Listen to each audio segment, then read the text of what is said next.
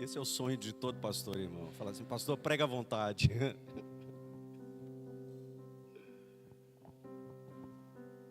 Felizes?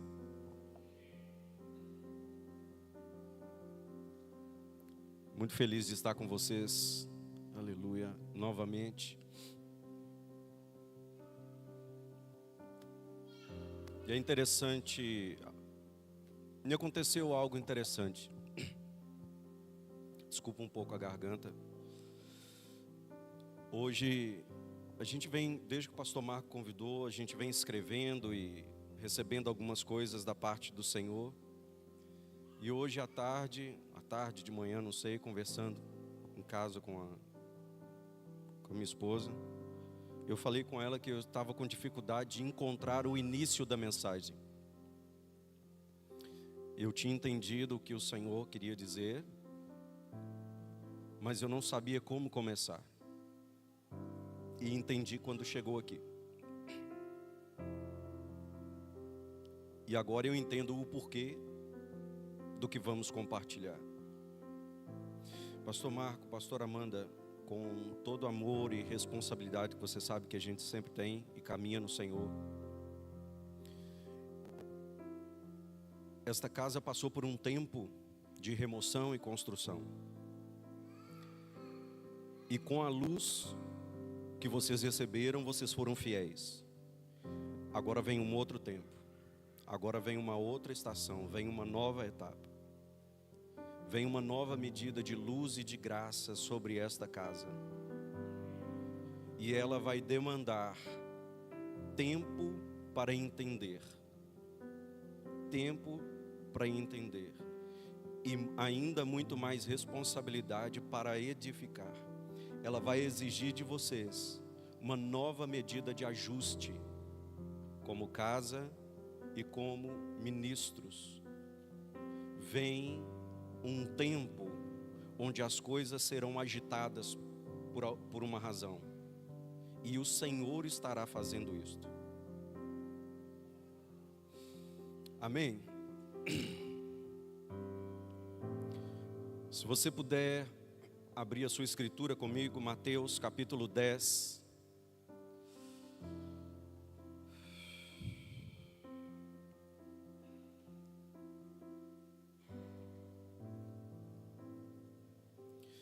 Versículo 34 ao 39.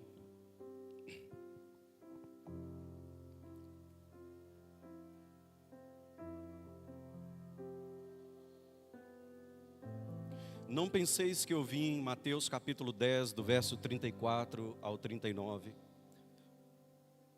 Não penseis que eu vim trazer paz à terra.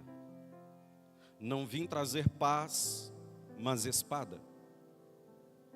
Pois vim causar divisão entre o homem e seu pai, entre a filha e a sua mãe, entre a nora e a sogra. Assim, os inimigos do homem serão os da sua própria casa. Quem ama o seu pai ou a sua mãe mais do que a mim, não é digno de mim. E quem ama o seu filho ou a sua filha mais do que a mim, não é digno de mim.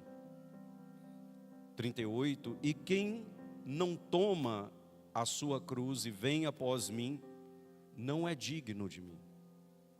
Quem acha a sua vida, perdê-la-á.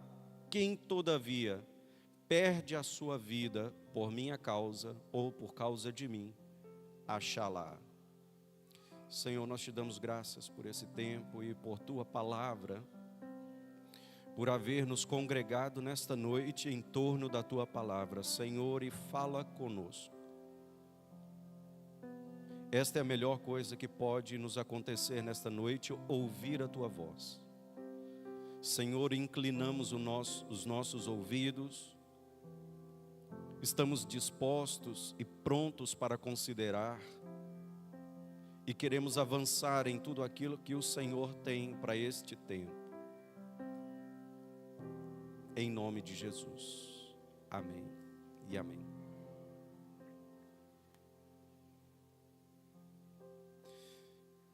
Lendo essa palavra, eu gostaria que a imaginação nem sempre ela é muito útil para as coisas do Evangelho, mas eu gostaria que você usasse um pouco a sua imaginação comigo, sobre o impacto social, histórico e emocional que esta passagem, que estas palavras criaram na mente dos discípulos.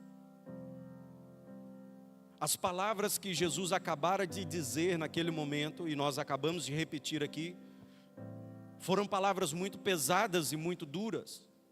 Depois de 4.000 anos da expectativa de um Messias, de um rei prometido, que segundo esperavam, traria paz, justiça e a restauração de Israel, o que os discípulos acabam de ouvir aqui era totalmente o contrário.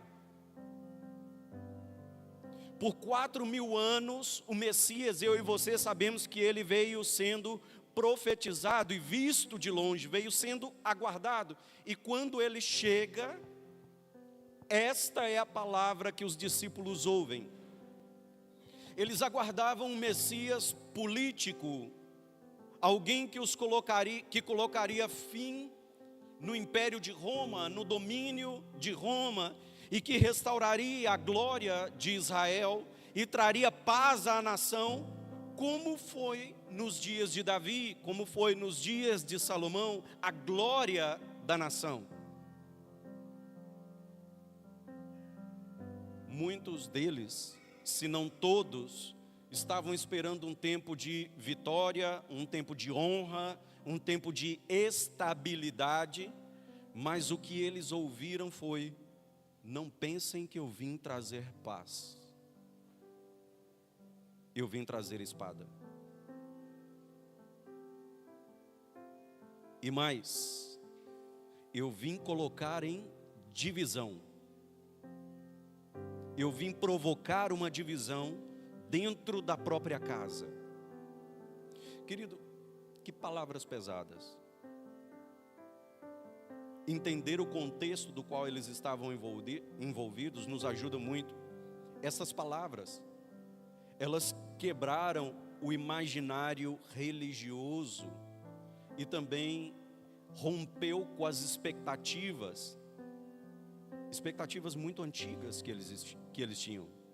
Expectativas que foram despertadas por 4.000 anos, despertadas e alimentadas por 4.000 anos.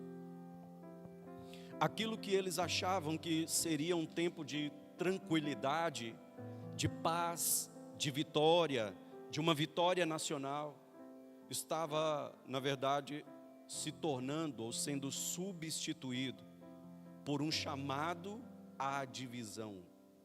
Uau! Por um chamado ao desconforto e ao confronto.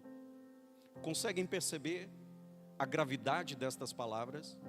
Às vezes lemos muito rapidamente o que a Escritura está dizendo, sem entender o contexto do qual aquelas palavras estavam inseridas, e isso nos rouba um pouco do entendimento, se não a profundidade do que vem sendo dito. Talvez ouvir estas palavras para mim, para você hoje, não façam tanta diferença, mas para eles, que passaram gerações inteiras, décadas, milênios, esperando este Messias, esta palavra era uma agressão, era uma palavra dura e muito violenta. E existe uma palavra muito específica para aquilo que Jesus acabou de fazer com estes homens. E eu quero usar esta palavra como base do que vamos ministrar nesta noite. Quantos de vocês conhecem a palavra disrupção? Já ouviram a palavra disrupção? É exatamente o que Jesus acabou de fazer com esses discípulos. Quando Jesus estava proferindo essas palavras, o que estava acontecendo com eles era uma disrupção. Você pode repetir isso comigo? Disrupção. Ok. O que é uma disrupção? Me permita trazer um termo mais profundo e depois a gente vai trabalhar sobre isso. É quando disrupção é quando algo interrompe de uma forma violenta e brusca. Disrupção é quando algo interrompe de uma forma violenta e brusca um curso, um caminho, um processo ou um sistema que parecia estável e confiável, provocando um rompimento, provocando uma quebra, desestabilizando momentaneamente, porém com uma finalidade: causar ou trazer uma transformação radical. Disrupção. Uma disrupção não é uma mudança suave e gradual. Disrupção é uma quebra, é um choque que muda completamente o rumo das coisas, levando a uma transformação radical. Me compreende até aqui? Eu quero te dar alguns exemplos muito simples, que às vezes nós nem observamos na nossa vida comum, do que é uma disrupção. Por exemplo, o celular foi uma disrupção. Ele não substituiu apenas a telefonia fixa. Lembra antigamente? Você tinha que se tornar sócio da... Aí como é que chama a empresa? Telemig? Não, Telemig é Minas Gerais. Embratel. Você tinha que comprar ações. Você se tornava acionista de uma empresa. E o telefone que você tinha ainda era daquele de disco, era discado, lembra? Os celulares, eu sei que não é da época de alguns aqui, também não é da minha, só me contaram. Eu ainda sou do tempo do sinal de fumaça, irmão.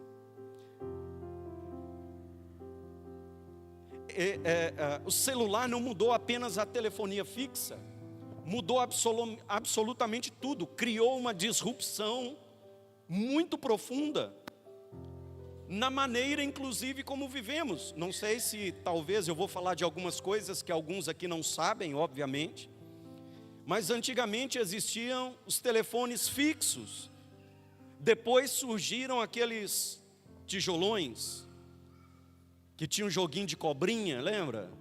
Sim ou não? Que era a sensação do momento, irmão. E aí, mas o que tinha?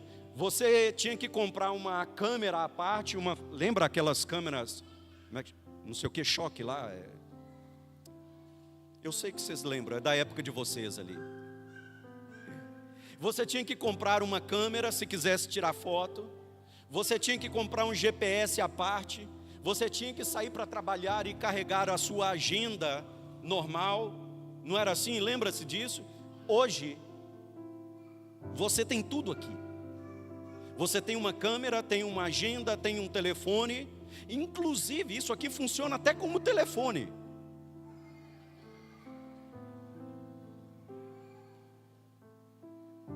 O smartphone, os telefones vieram, queridos, para criar uma disrupção na telefonia. Foi uma mudança que surgiu e criou um choque tão grande no mercado, que hoje você, por exemplo, não encontra com facilidade telefones públicos na rua.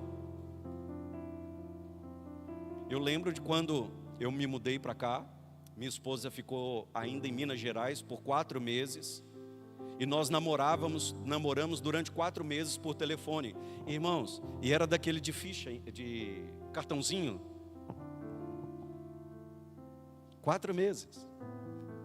Hoje dificilmente você encontra um, porque alguém entendeu algo, resolveu criar algo, e isto que foi criado criou uma disrupção na telefonia.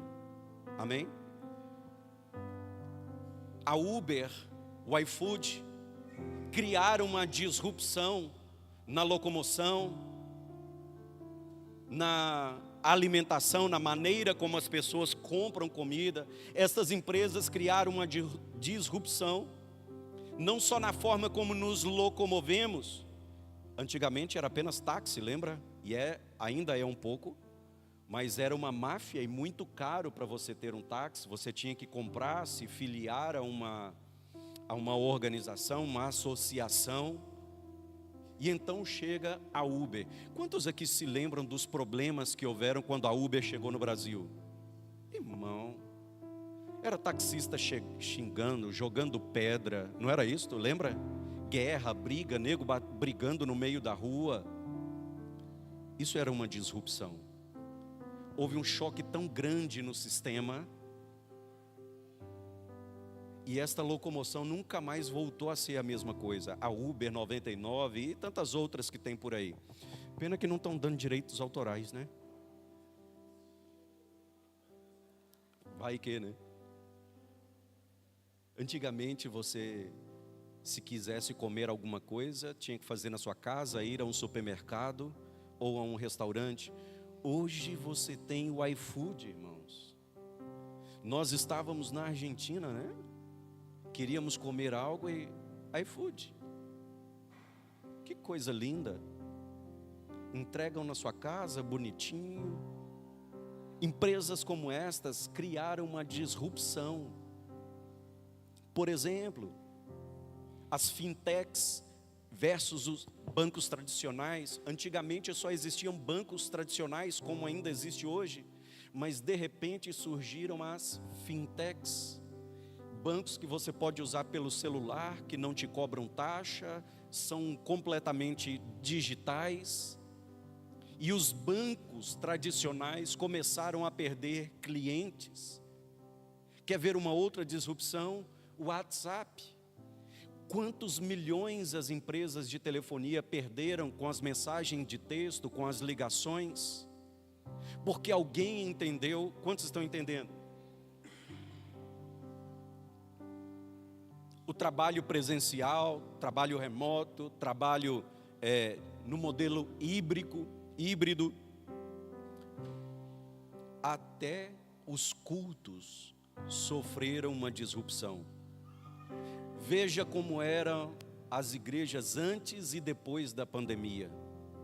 Com o advento dessa tecnologia e com a pandemia, as igrejas tiveram que se reinventar, não é verdade?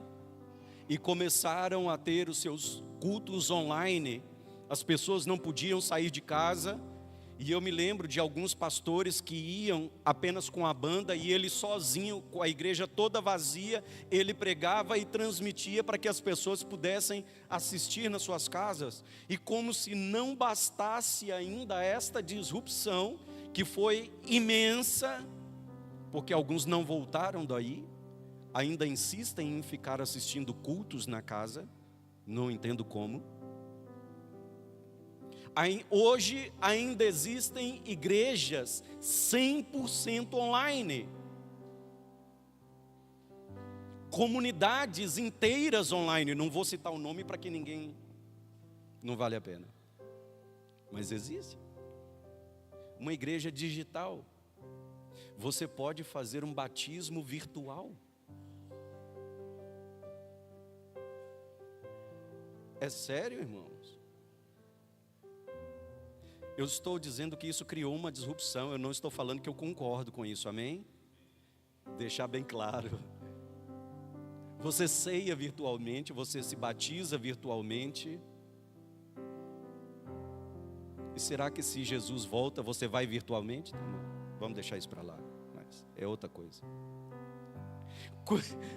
Quantos estão entendendo aqui? Quantos estão entendendo o que é uma disrupção? É um choque violento, um trauma que é causado em algum momento, em alguma área, mas não com uma finalidade essencialmente ruim. Ela é doída, ela é dolorosa, mas ela tem a finalidade de causar uma transformação radical. É quando algo interrompe de forma brusca aquilo que estava funcionando normalmente e muda o rumo das coisas. é uma desestabilização para criar uma transformação depois. Amém? Ok. Agora vamos trasladar esse conceito de disrupção para a vida espiritual. E vamos falar acerca de uma disrupção espiritual. O que é uma disrupção espiritual? É um momento de agitação ou de perturbação na vida espiritual de um indivíduo, seja por meio de uma intensa experiência, de repente, profundas revelações, de um duro confronto ou de uma profunda crise, cujo intuito é provocar uma violenta ruptura, diga comigo, ruptura, que desencadeie uma transformação drástica e real na vida do crente. Vou explicar de maneira mais fácil e simples. Uma disrupção espiritual é quando Deus permite ou provoca um momento de ruptura intenso, inesperado na nossa vida espiritual. E isto, de alguma maneira, para transformar a nossa caminhada com Ele. Esta disruptura espiritual, ela pode vir de uma experiência forte com Deus, de uma crise de fé, de um confronto direto com a verdade. E eu não vou nem perguntar quantos aqui sofreram em alguma área das suas vidas quando começaram a ser confrontados com a verdade em Cristo, ou de uma situação de dor ou de perda. É interessante porque esses momentos, à primeira vista, eles soam como algo negativo, desconfortável, porque eles nos tiram do lugar seguro. Você pode dizer assim, lugar seguro. A disrupção espiritual nos tira do nosso lugar seguro. Ela desmonta as nossas certezas. Eu me lembro de quando fui para a Argentina numa conferência onde eles já estavam falando sobre a verdade do novo pacto. E, irmãos, eu sofri, hoje entendo o que foi. Eu sofri uma disrupção violenta, porque eu queria vir embora. Eu falei, não, esse povo não pode estar certo. Ou eles estão certos, ou eu muito errado, que dá na mesma. Eu falei, Senhor, não pode ser que eu fiz tudo errado a minha vida inteira. E o Senhor dizia, pode.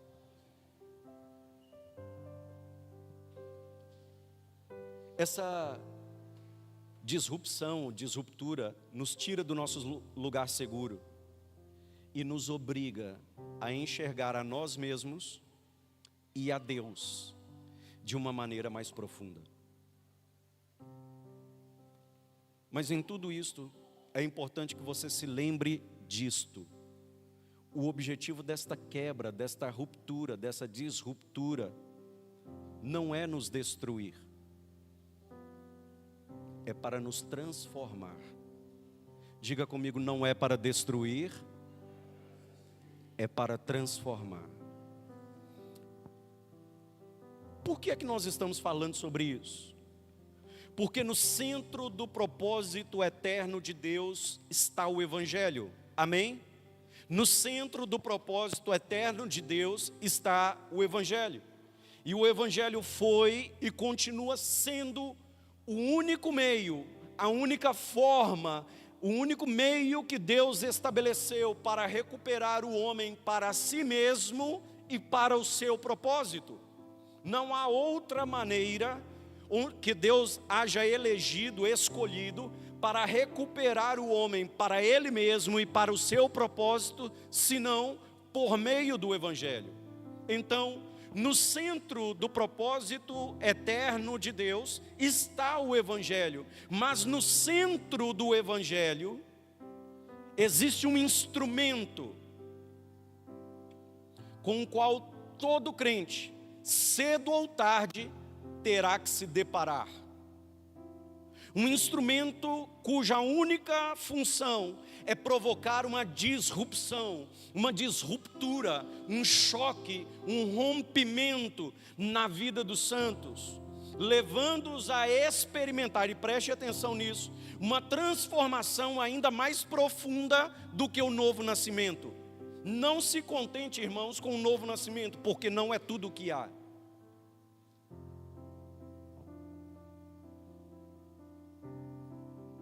Quantos sabem que instrumento é esse? A cruz.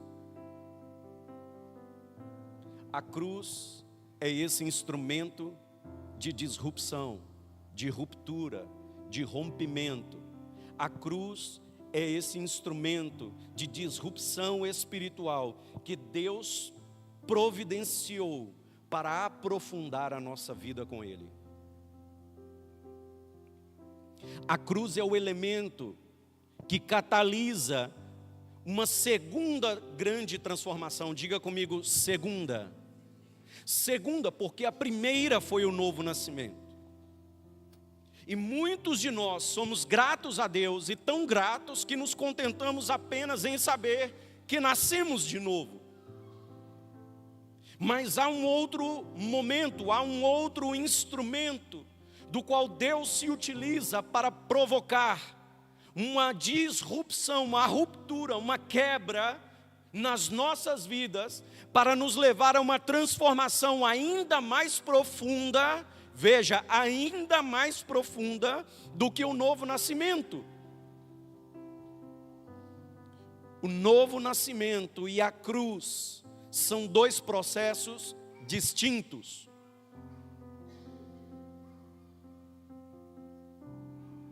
Quando um homem de Deus, uma mulher de Deus, quando um santo do Senhor está entrando nesse lugar de disrupção, de ruptura, de rompimento, é como se Deus estivesse dizendo para esta pessoa: pronto, você já nasceu de novo, agora eu quero formar a Cristo em você.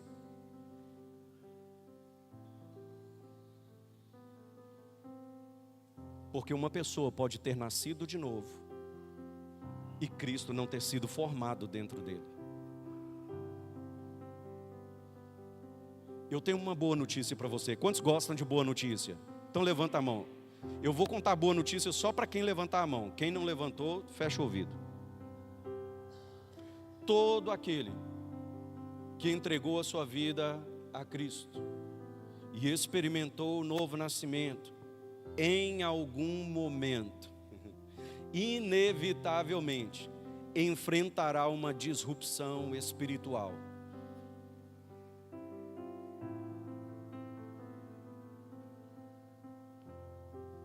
E terá que se deparar com a cruz. Mas não a cruz de Jesus, com a sua própria cruz.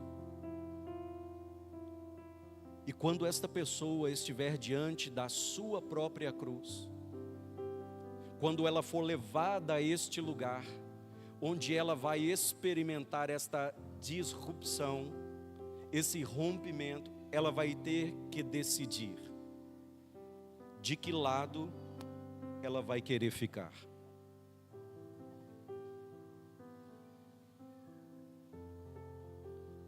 Jesus disse isso de outra maneira em Lucas capítulo 9, versículos 23 e 24.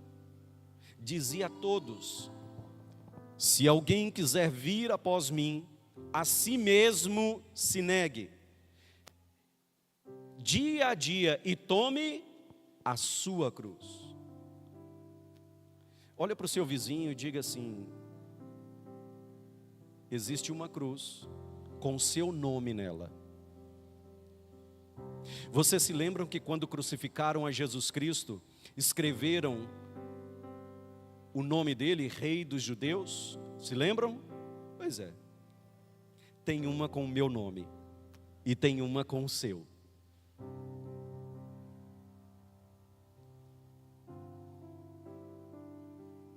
Queridos, é inevitável. A disrupção virá. A cruz virá. E quando ela chegar, eu e você teremos que decidir de que lado nós vamos ficar. Porque existe um antes e um depois da cruz. Existem duas maneiras, por favor preste atenção, e não dê esta mensagem já como entendido. Permita o Senhor seguir ministrando o teu espírito. Existem duas maneiras de viver o Evangelho. Sim, existem. Antes e depois da cruz. A primeira delas é antes da cruz. Diga comigo, antes da cruz.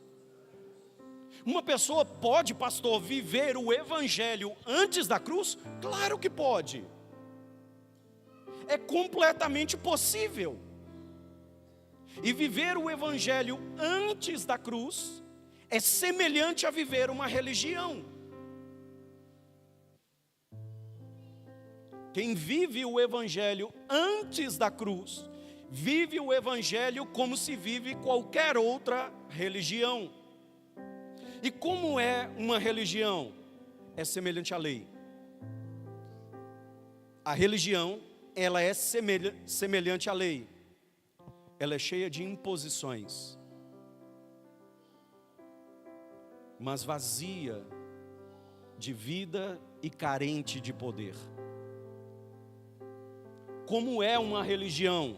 É semelhante à lei. Como é a lei? Ela é cheia de exigências. Se lembram disso? A lei tem muitas exigências, mas ela não tem vida, e ela é desprovida do verdadeiro poder. Pastor, eu posso viver o Evangelho tranquilo, confortável antes da cruz? Pode. E como será isto? Exatamente como viver uma religião. Exatamente como viver a lei. Você vai viver algo cheio de regras, cheio de imposições, cheio de normas, porém carente de vida e vazio de poder. Como é a lei? Assim como a religião, ela nos mostra o que nós devemos fazer, mas não nos dá o poder para realizar. Ela nos mostra quem devemos ser, mas não tem poder para nos transformar. Ela nos mostra, ela nos aponta a quem eu e você devemos adorar, mas não tem poder para nos revelar.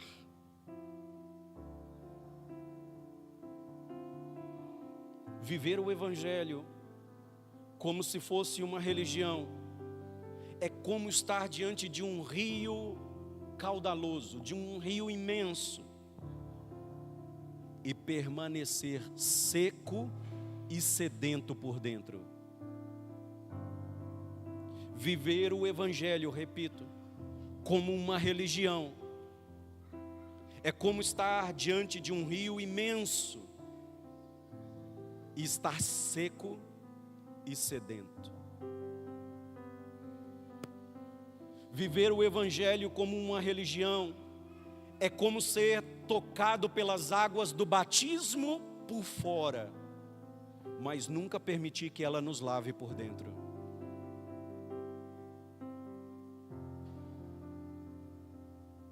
E muitos de nós conhecemos este batismo, aquele que nos molha por fora, mas não nos lava por dentro.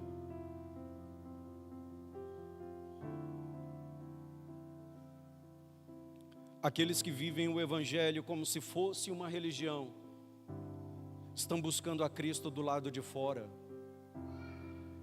em coisas, em sinais, em sombras, em símbolos, quando deveriam buscá-lo do lado de dentro.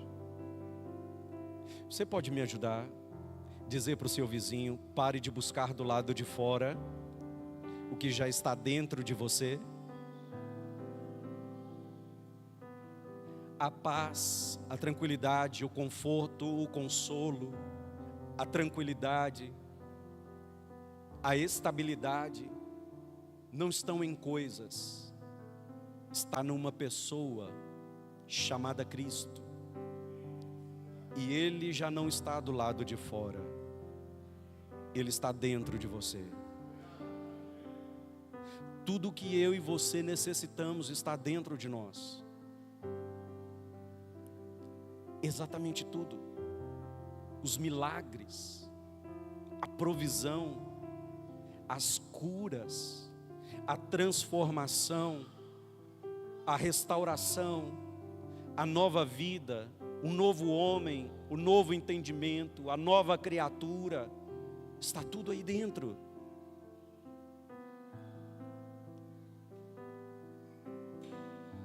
Passamos tempo demais olhando para fora, agora precisamos começar a olhar para dentro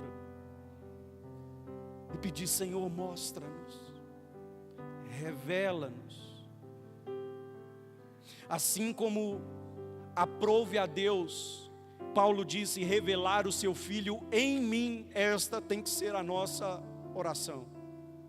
Senhor, eu não quero que o Senhor revele a Cristo para mim, eu quero que o Senhor revele Ele em mim.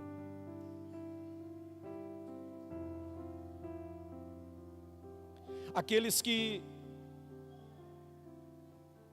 entregam as suas vidas a Cristo, mas vivem o Evangelho como se fosse uma religião, nasceram de novo. Escutem, aqueles que entregaram as suas vidas a Jesus Cristo, mas vivem este Evangelho, esse glorioso Evangelho, como se ele fosse uma religião. Eles nasceram de novo, mas nunca conheceram a realidade do Senhor.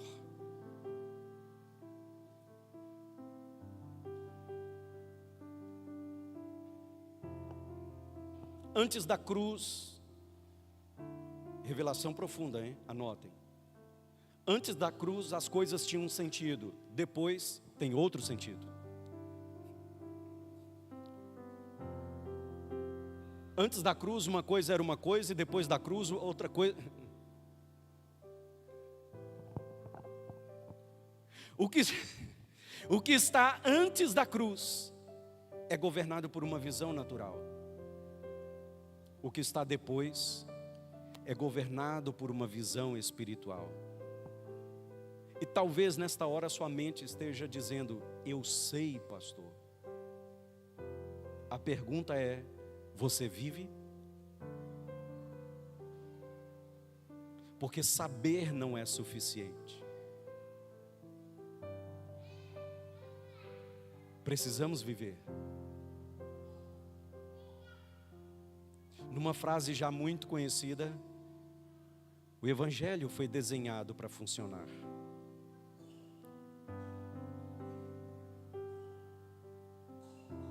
O que está antes da cruz é governado por aquilo que é temporal, passageiro. E depois da cruz, por aquilo que é eterno.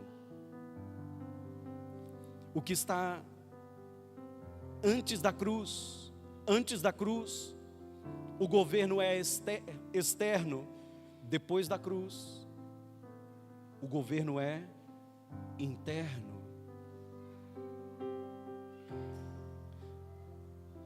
Muitas pessoas acham que por estarmos no tempo da graça, por estarmos na graça, já não existem mais leis. A lei já não existe. Querido, a lei continua existindo. Ela mudou de lugar. A lei que te governava do lado de fora, agora te governa do lado de dentro. É o que Paulo chama de a lei do Espírito de vida.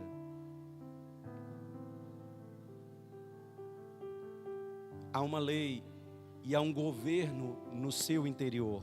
Amém? antes da cruz. Reinam os simbolismos, as sombras, mas depois da cruz, a realidade, a substância. Aqueles que vivem antes da cruz, amam o mundo e vivem para si mesmos.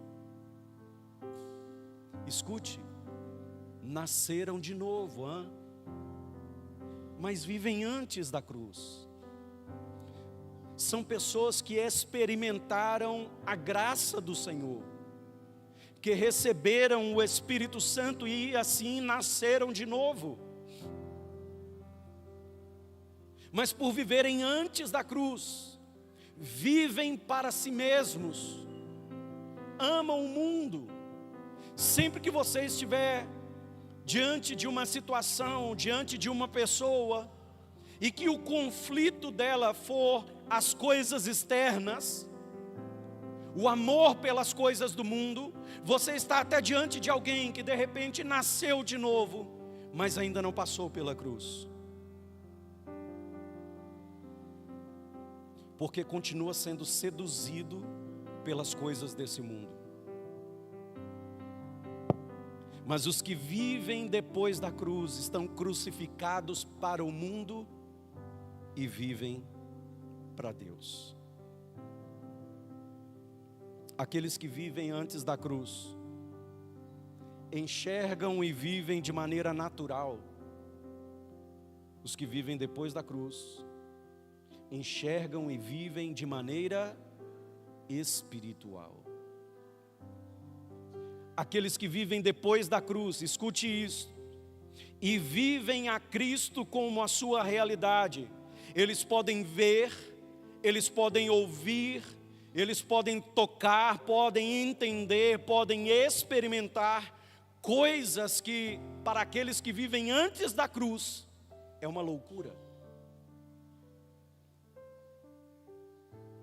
Querido, não é que Deus ame mais A do que B. Tem pessoas que acham que Deus ama mais uns do que outros, que Deus tem os seus preferidos. Não. É que há segredos, há mistérios. Há uma vida que só se revela após a cruz e não antes. É por isso que muitas vezes eu e você de repente estamos olhando para algumas pessoas e parece que eles estão vivendo uma realidade completamente diferente da nossa.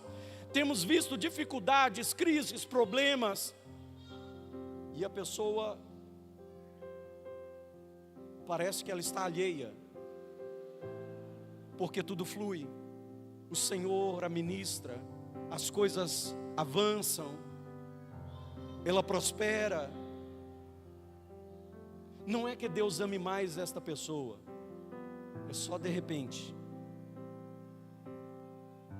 que ela já decidiu cruzar aquilo que ainda talvez esteja nos custando. Quantos estão entendendo isso?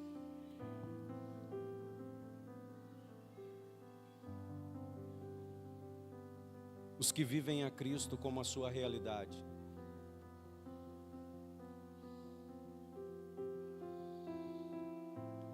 Você conhece uma passagem que muitos usaram para oferta durante muito tempo, que diz: aquilo que o olho não viu, que o ouvido não ouviu. Quantos se lembram?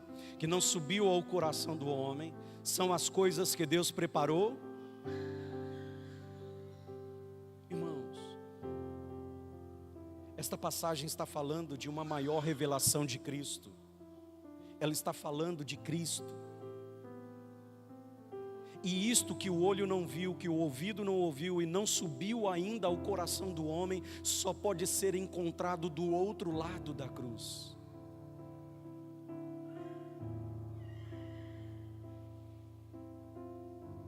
Paulo falou isso de outra maneira, dizendo em 1 Coríntios, no capítulo 2, nós conhecemos, versículos 14 e 15, o homem natural não aceita as coisas do Espírito de Deus, porque eles são loucura.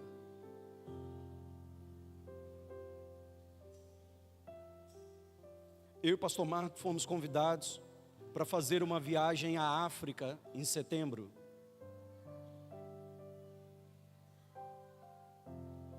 E alguns, quando souberam, me perguntaram: pastor, e quem vai pagar para você? Sou eu? Como assim? Você vai viajar pela UNGE e ninguém paga nada? Não, irmão.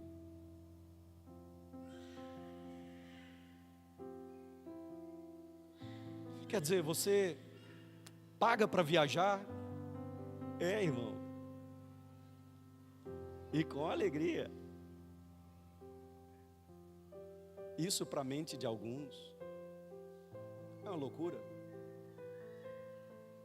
Como assim? Porque tem gente que quer servir, tem um coração inclinado a servir, desde que me banquem.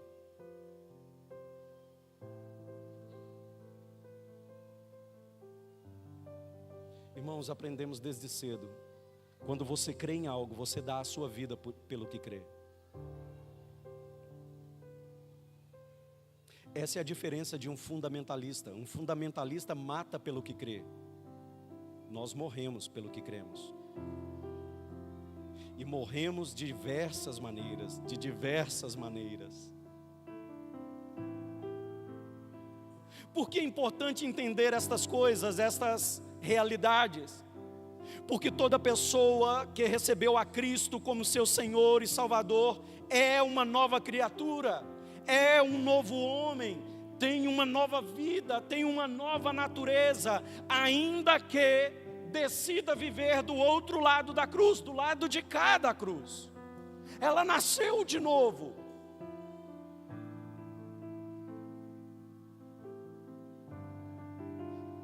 Ela é uma pessoa ruim? Não. É maravilhosa, é do Senhor. Do lado de cada cruz,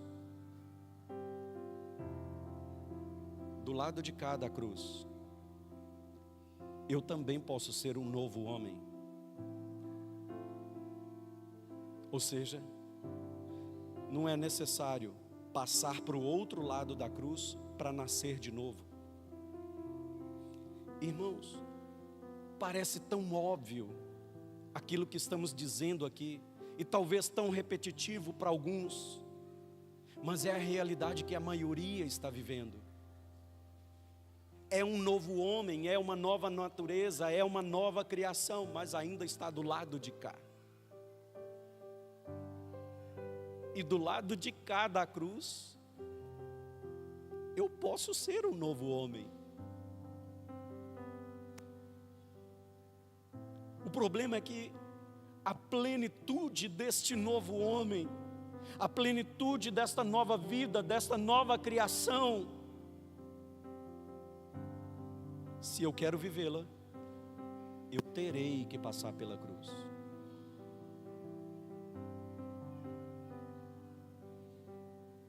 Do lado de cada cruz, eu recebi vida. Amém? Quantos aqui entregaram já a sua vida a Jesus Cristo? No dia que você entregou a sua vida a Cristo, você recebeu vida. Mas a vida abundante, somente do outro lado.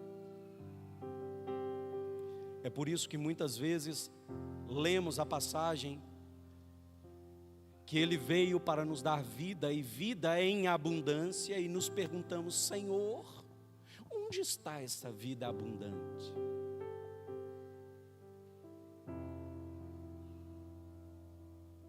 E o problema é que não paramos para esperar a resposta, porque se esperássemos a resposta, Ele nos diria: do outro lado da cruz.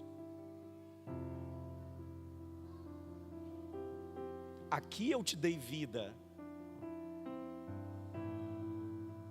Que lindo, você estava morto e agora está vivo.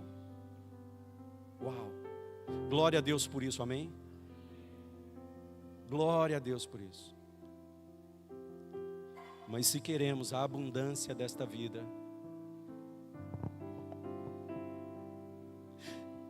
eu não preciso passar para o outro lado da cruz, pastor, para receber o Espírito Santo. Uau! Mas se eu quero viver a plenitude do Espírito, que é o seu governo, eu terei que passar pela cruz. Do lado de cá da cruz, eu posso ter o Espírito Santo. Ele está aqui dentro, porque Ele é o selo da nossa salvação, amém? Então Ele está aqui. Eu tenho o Espírito Santo, mesmo estando do lado de cada cruz. Agora, se eu quero viver a plenitude do Espírito, que nada tem a ver com manifestação de dons. Quando falamos de plenitude do Espírito, estamos falando do governo do Espírito. Se eu quero o exercício do governo do Espírito na minha vida, eu terei que passar pela cruz. Misericórdia. Eu não preciso, escute, eu não preciso passar para o outro lado da cruz para ser usado por Deus. Eu posso estar do lado de cá e ser usado por Deus. Estão me ouvindo? Talvez seja por isso que vocês veem algumas coisas por aí e falam: como pode ser que Deus siga usando? Eu me faço a mesma pergunta. E às vezes eu me incluo no meio. Porque do lado de cá da cruz, eu também posso ser usado por Deus.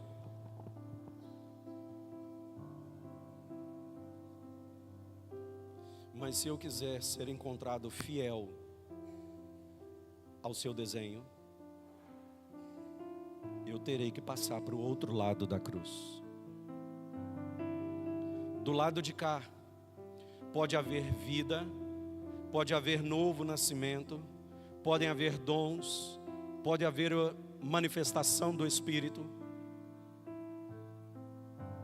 mas não há fidelidade, não há exatidão, enquanto não se passa pela cruz.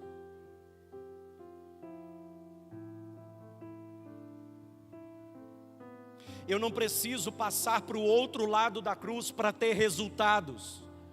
Eu posso dar resultados do lado de cá da cruz. Mas se eu quero entregar a Deus o fruto que Ele espera receber, eu tenho que passar pela cruz. Do lado de lá não. Sabe por quê? Porque a carne pode produzir resultados, mas só o Espírito produz o fruto. É por isso que tem muita gente desse lado de cá, que nasceu de novo, que é uma nova criatura, que é um novo homem, e só produz resultados. Deus não busca resultados, Deus procura fruto.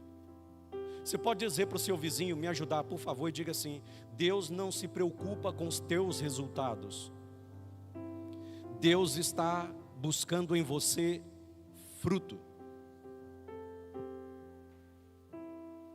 A vida pode ser encontrada antes da cruz, a vida abundante somente do outro lado. Escute, a graça pode ser encontrada antes da cruz, mas a graça abundante somente do outro lado da cruz. A paz pode ser encontrada antes da cruz, mas aquela paz que excede todo o entendimento, somente do outro lado da cruz. O Evangelho pode ser encontrado antes da cruz, do lado de cá da cruz. Mas as riquezas do Evangelho, que é a glória de Cristo, somente do outro lado da cruz. Por isso começamos dizendo que eu posso viver esse Evangelho de duas maneiras: antes e depois da cruz. Antes da cruz eu também posso viver uma medida de Evangelho. Já vou terminar. Mas as riquezas do Evangelho, diga comigo, só do outro lado.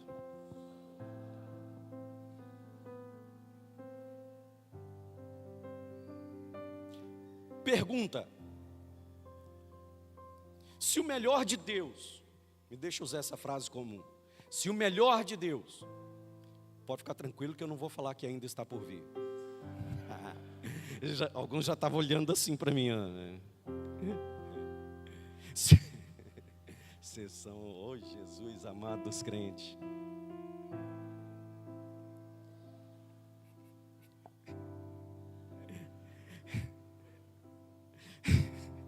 Tira lá de cima. Se o melhor de Deus foi desenhado para ser vivido depois da cruz, amém? Por que então existem tantas pessoas se contentando em viver antes da cruz? Perguntemo-nos. Porque se tudo que foi dito aqui, a nossa mente diz, pastor, eu já sei, a pergunta então é por que não vivemos? Se o melhor de Deus, agora ficou na cabeça, Senhor me ajuda, se não sai de repente você já... Se o melhor de Deus foi desenhado, projetado para ser vivido depois da cruz, e sabemos disso, por que então encontramos tantas pessoas se contentando em viver antes da cruz? Eu encontrei algumas respostas, olhando para mim mesmo, orando ao Senhor, e eu queria compartilhar algumas dessas respostas com você, de repente, elas podem te ajudar. O pastor me deu até que hora? Meia-noite? Mas não vai precisar não, pastor. São 83 pontos só. Então, por que tantas pessoas se contentam em viver antes da cruz? Porque o que está antes da cruz é mais confortável, é conhecido e aparentemente mais seguro.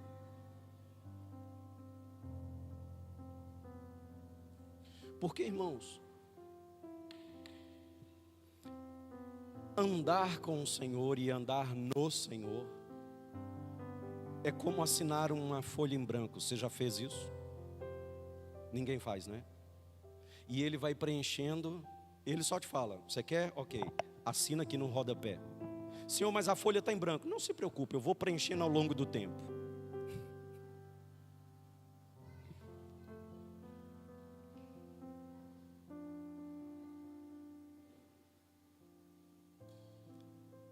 Por que tantas pessoas se contentam em viver antes da cruz? Porque antes da cruz é tudo mais confortável, é conhecido e é aparentemente mais seguro. Porque para viver antes da cruz, eu não preciso negar a mim mesmo. Oi. Para viver antes da cruz, eu não preciso negar a mim mesmo. Quero usar as palavras do pastor Marco aqui. Por isso, queridos, que sacrificar coisas sempre foi mais fácil do que ofertar a própria vida. E lá atrás o Senhor já nos tinha dito em 1 Samuel capítulo 15, versículo 22, acaso o Senhor quer sacrifício ou que lhe obedeça? É por isso que você encontra por aí, escute, por favor, é por isso que nós podemos encontrar por aí pessoas que já deram carros, casas, motos, empresas, bens, notebooks, alguns aliança, sapato, e nunca entregaram a sua própria vida.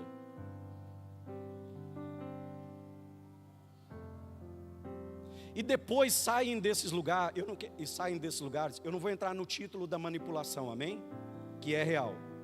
Mas alguns destes, depois de darem tantas coisas, saem desse lugar chateado, porque nada aconteceu em suas vidas. E eu quero te contar o porquê, para que você conte para elas. Eu sei que não é o seu caso, mas quando você estiver diante de alguém assim, diga para ela assim, olha, é porque Deus não pode ser comprado. Deus não está à venda.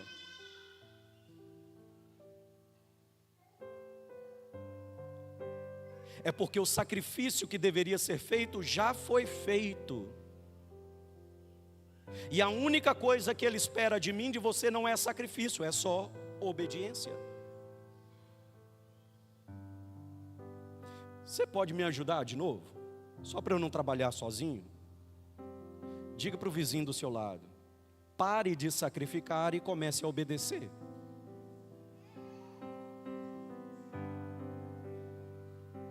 Simples assim. Por que tantas pessoas, se o melhor de Deus está depois da cruz, por que tantas pessoas se contentam em viver antes da cruz? Porque antes da cruz, as mesclas ainda podem coexistir com a verdade. Mas se eu quiser passar para o outro lado, eu terei que experimentar um processo de purificação.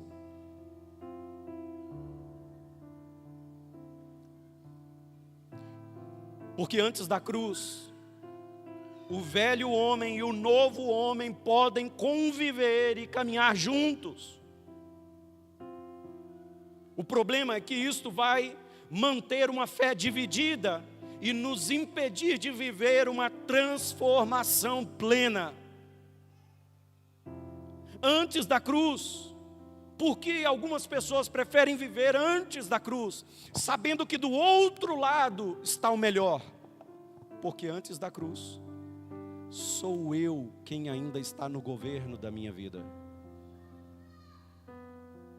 Sou eu decidindo o meu tempo, o que eu faço, o meu modo, aonde eu vou.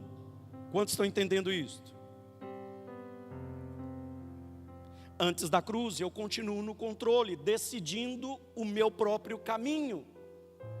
Antes da cruz, é a minha vontade que ainda prevalece. Sabe por que muitas pessoas preferem viver antes da cruz?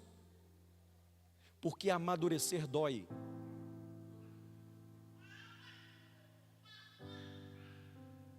E para amadurecer, nós teremos que passar pela cruz.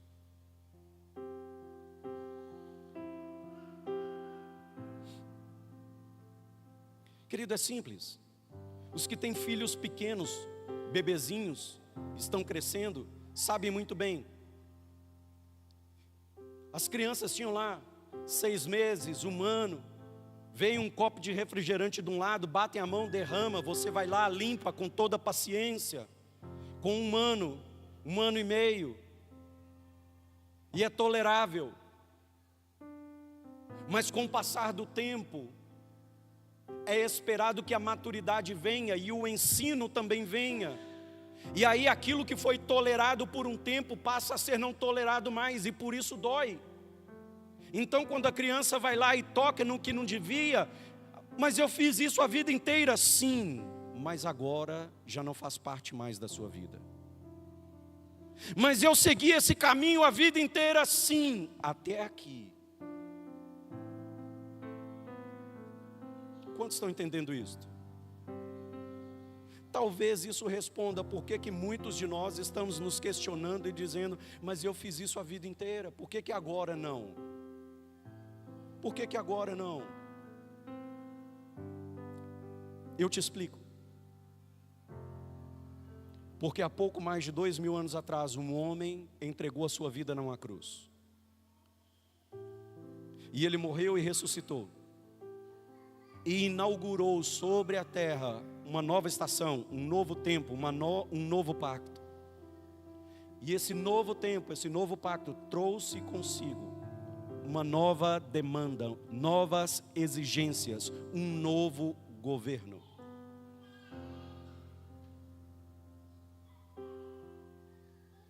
Cutuca a pessoa que está do seu lado e pergunte: entendeu?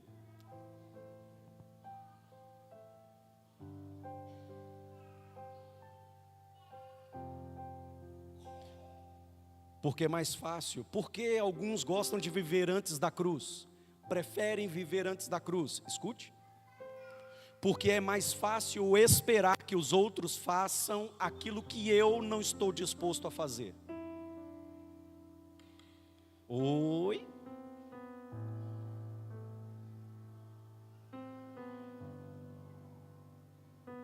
Vocês se lembram do povo de Israel no deserto? Vou usar o mineirês, me permitem? Deus estava morrendo de vontade de conversar com o povo, de falar com eles. Deus queria que eles ouvissem por eles mesmos a voz do Senhor. Mas eles tinham medo de morrer. E aí elegeram um e disseram: Moisés, é tu. Sobe você, sofra os processos que você precisa, padeça o que você precisa, e depois desça e nos conte. Semelhante a muitas igrejas, irmãos, que olham para os seus pastores achando que eles são os Moisés. É ele quem tem que orar, é ele quem tem que fazer, é ele quem tem que falar, e eu não tenho responsabilidade nisso.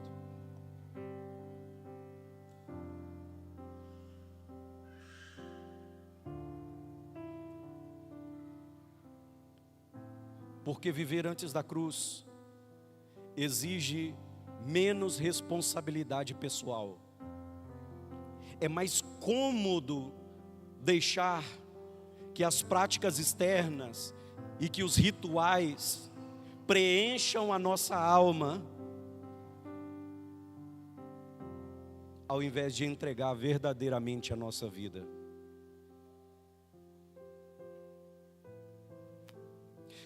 Era esse o diálogo de Jesus com a samaritana. Eu já entendi, amor. Jesus estava diante dela dizendo: mulher, se eu te der a água que eu tenho, você não vai, nunca mais você vai ter sede.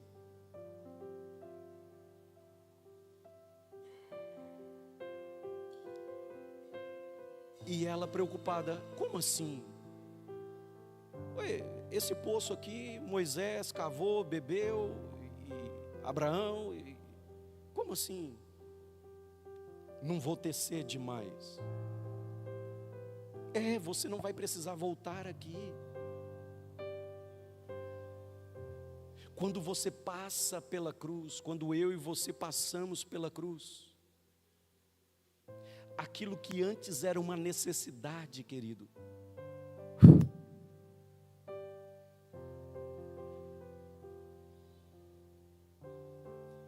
pastor, significa que se eu passar pela cruz, Deus vai me dar tudo? Não.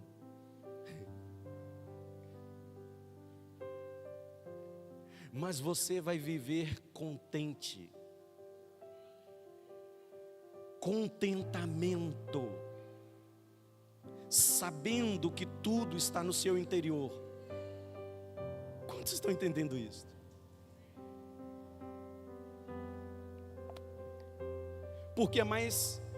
Porque muita gente gosta de viver antes da cruz, porque é mais seguro manter a nossa fé na superfície. Diga comigo, fé superficial, onde as perguntas difíceis, os confrontos internos, eles começam a ser evitados, para proteger o nosso coração de uma transformação, porque a transformação dói. Não há transformação, me deixe usar a palavra do início, sem uma disrupção.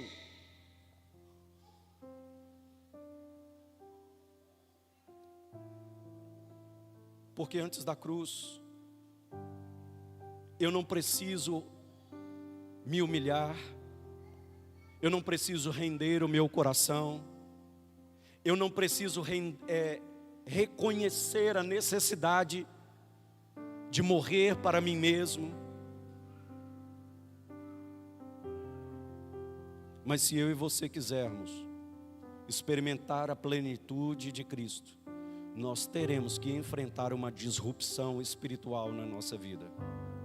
Nós teremos, queridos, inevitavelmente, que passar pela cruz. Alguns de nós já entendemos o que é a cruz, já sabemos que existe uma cruz, E até estamos vendo esta cruz, mas precisamos passar por ela. E eu entendo, quando cheguei aqui, que esse é o tempo da casa. Esta disrupção, ela vem não para destruir, mas para produzir uma transformação.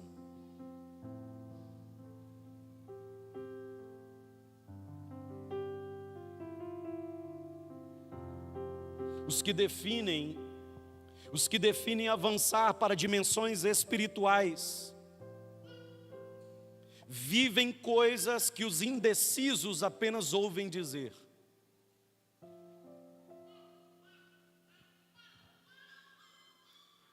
O único caminho para a vitória eterna é a rendição da nossa vida. Por isso, novamente, Mateus 16, Jesus disse: se quiserem vir após mim, neguem-se a si mesmo, tome a sua cruz e então siga-me.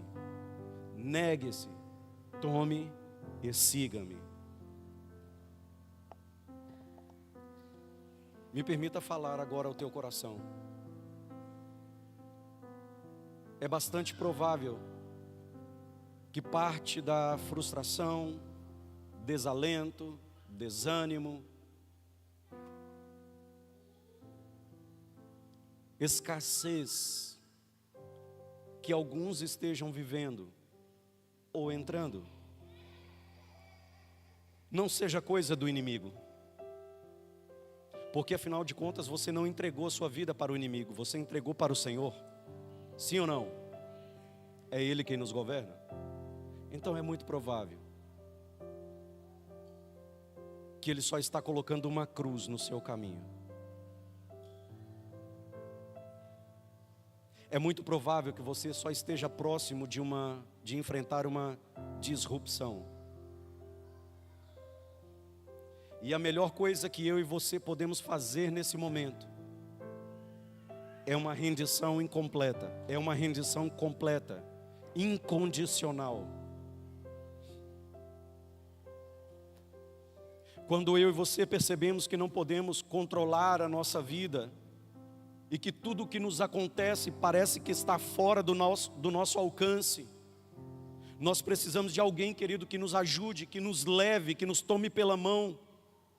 Porque se um cego, alguém que vê, porque se um cego guiar outro cego, ambos cairão numa cova. Pare de pedir conselhos para aquele que não está vendo nada igual a você.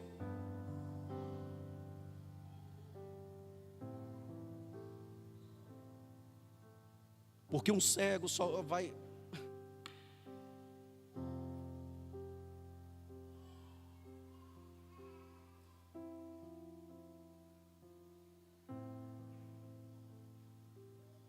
Precisamos nessa noite, se você pudesse se colocar de pé, para achar que eu vou terminar.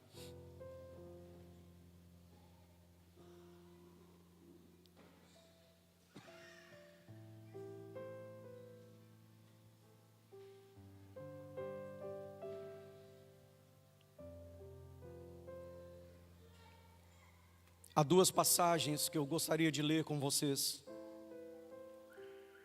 Segundo aos Coríntios, capítulo 11, não se distraia, por favor. Segundo aos Coríntios, capítulo 11, versículo 3. O apóstolo Paulo vai dizer algo muito impressionante. Que também já sabemos, a pergunta é se entendemos. Mas temo que assim como a serpente enganou a Eva com a sua astúcia, assim também seja de alguma sorte corrompidos. Esta palavra corrompidos é a palavra seduzidos. Assim de alguma sorte seja seduzidos os vossos sentidos e vocês acabem sendo apartados da simplicidade que há em Cristo. Gálatas capítulo 3, se não me falha a memória, versículo 1. Ó insensato Gálatas, quem vos fascinou para não obedecerdes à verdade? A vós, perante os olhos de quem Jesus Cristo foi já representado como crucificado? Paulo apresenta duas preocupações. Ele fala sobre a sedução e o fascínio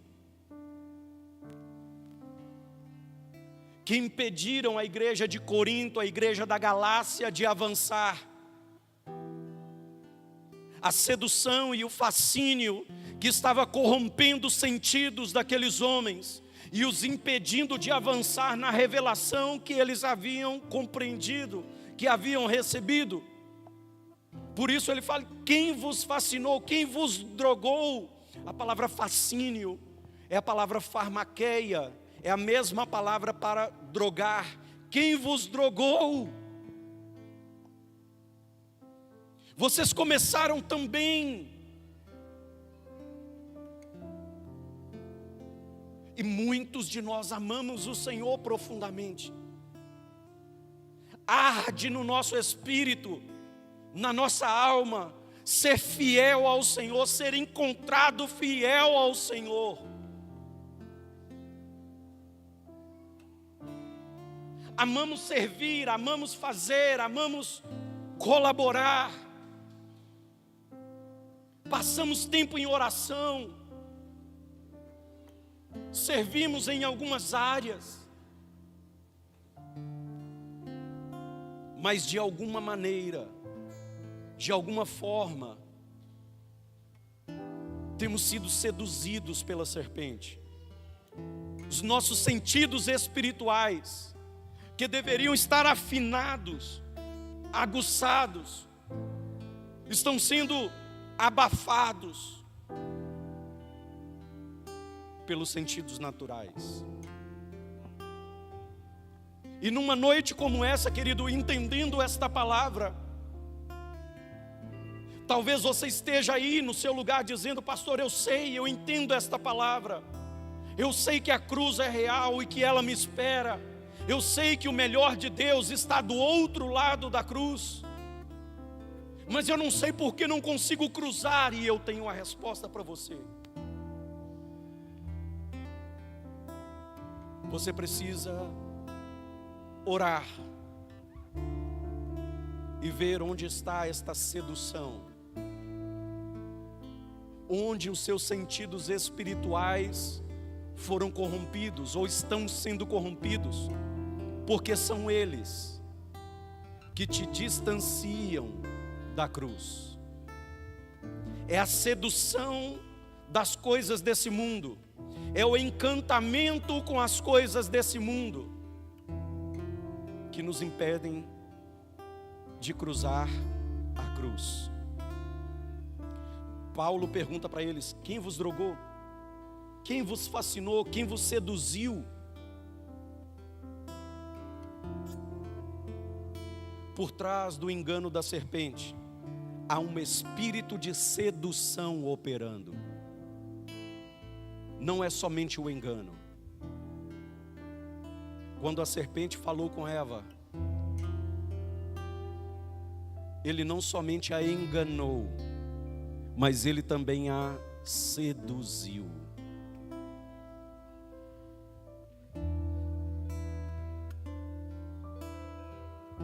Você pode fechar os seus olhos, por favor?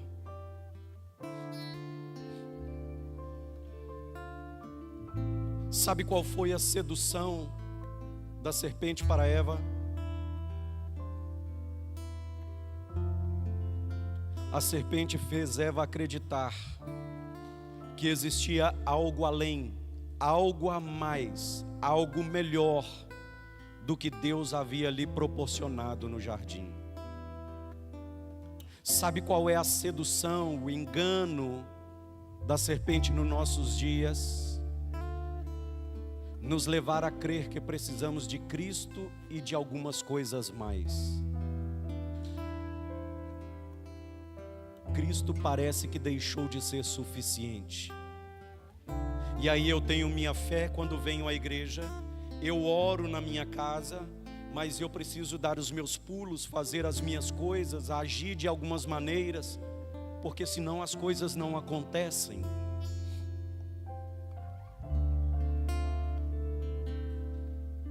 Sutilmente a serpente fez Eva acreditar que tudo aquilo que Deus havia criado e tinha colocado no jardim não era suficiente para ela. Cristo é suficiente para mim e para você. Nós nem o merecíamos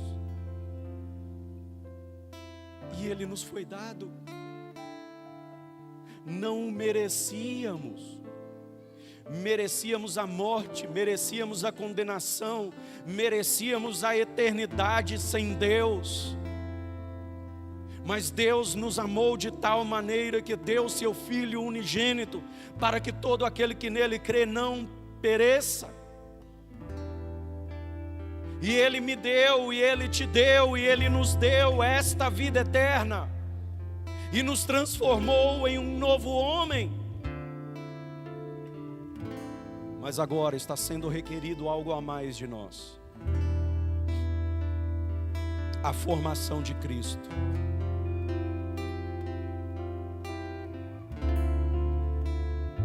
Feche os seus olhos, por favor.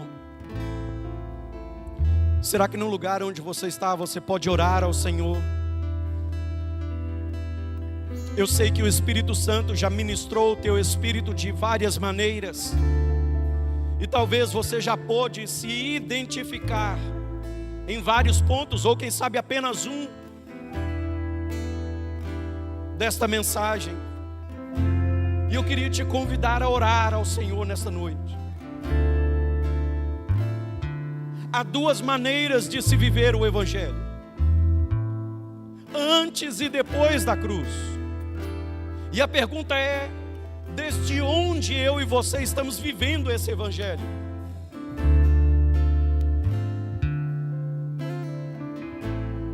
A minha intenção nesta noite, pelo Espírito Santo, querido, é te colocar diante de uma disrupção, diante de um ponto de rompimento, de quebra, onde eu e você tenhamos que decidir de que lado realmente nós queremos estar, de que lado nós queremos viver, antes ou depois da cruz. Porque por mais que sejamos gratos a Deus pela novidade de vida que Ele nos concedeu,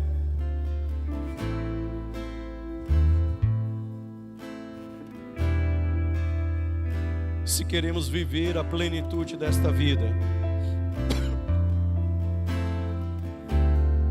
nós teremos que passar pela cruz. Você pode levantar a sua voz enquanto os meninos vão estar ministrando aqui. Faça a sua oração ao Senhor e depois eu quero orar com você. Faça a sua entrega a Ele.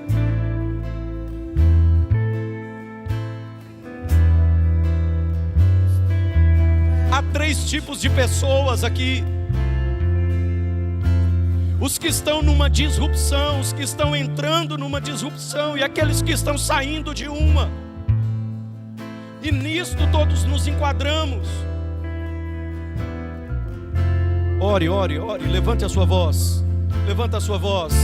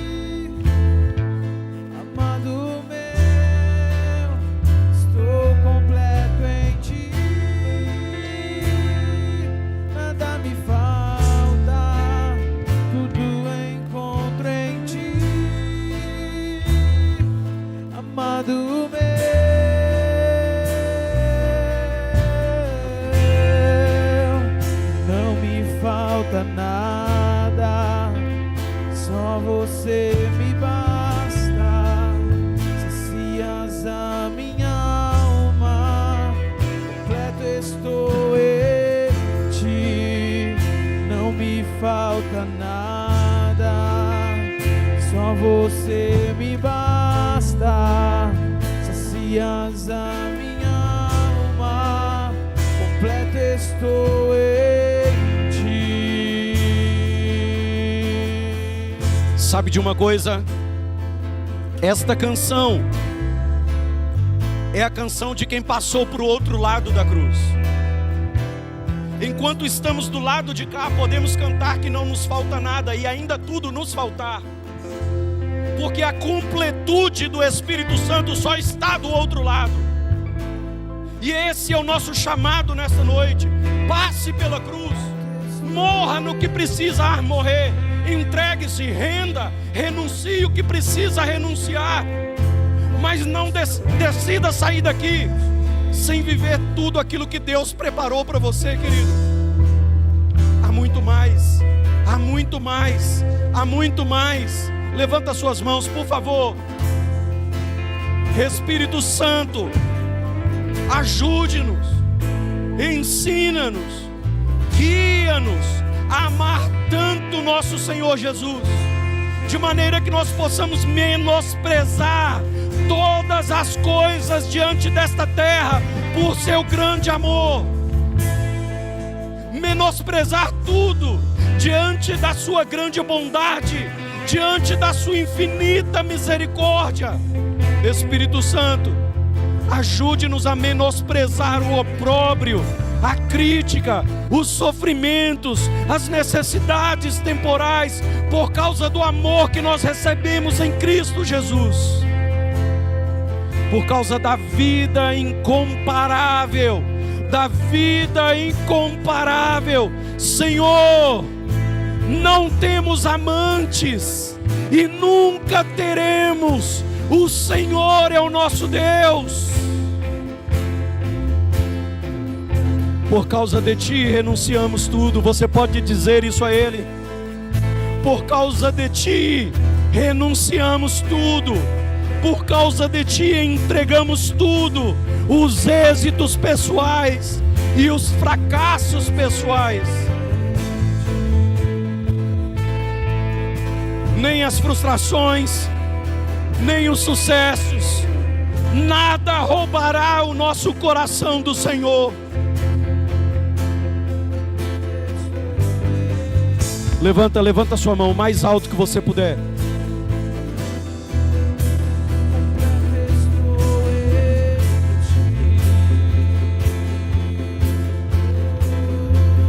Você é capaz de fazer a oração mais difícil da sua vida? De dizer a Ele: Senhor, eu já te entreguei dinheiro, eu já te entreguei, quem sabe, carros, casas, apartamentos, te entreguei relógios, bens, mas agora eu te entrego a mim mesmo. Eu te entrego a mim mesmo. Eu me entrego a Ti, completamente a Ti. Tu és o meu Senhor. Você pode orar isso e dizer: Senhor,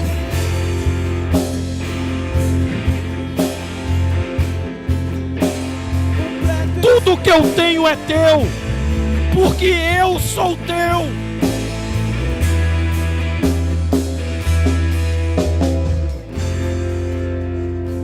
Amado Espírito Santo, diante desta palavra e do Teu Espírito aqui, nos encomendamos à Tua graça e à palavra da verdade, porque somente ela tem o poder de nos edificar. Senhor, que as palavras desta noite, ditas pelo Teu Espírito, jamais caiam no esquecimento. E nos momentos de crises, disrupções, lembra-nos desse dia. Lembra-nos desse dia. Traga à nossa memória, Espírito Santo, quando Jesus Cristo, quando Cristo ressuscitado profetizou a seu respeito, Ele disse que o Senhor nos ensinaria todas as coisas e nos faria lembrar. Nós só podemos lembrar daquilo que já nos foi dito. O Senhor só pode ensinar o que não sabemos, mas o Senhor nos lembra o que já sabemos. Lembra-nos desse dia.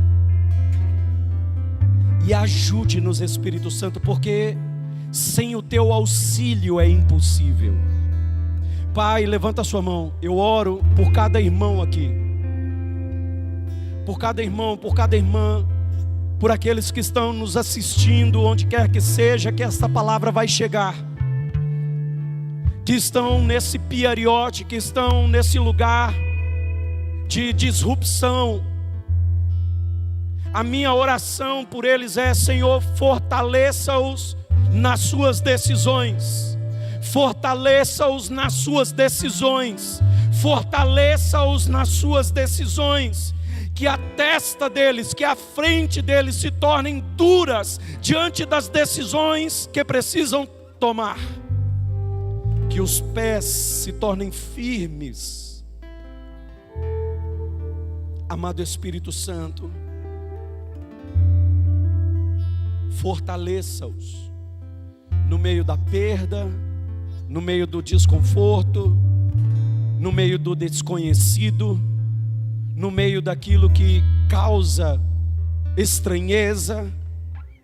Mas se é a tua palavra que está nos levando, se é o Senhor quem está nos conduzindo, abraçamos tua palavra como verdade e realidade em nossas vidas. Em nome de Jesus Cristo. Amém e amém.